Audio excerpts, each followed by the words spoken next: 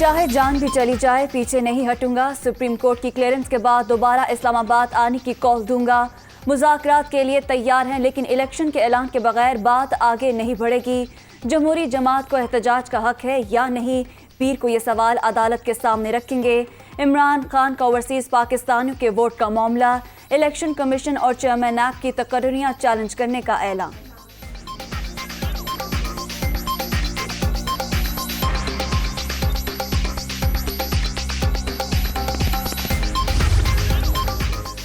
روزانہ ماتم کرنے سے کوئی فرق نہیں پڑے گا، آپ کی کارکردگی کیا ہے جو دوبارہ اقتدار چاہیے، آگ لگانا، املاک جلانا کوئی جمہوری حق نہیں، مریم اورنگزیب کا رد عمل۔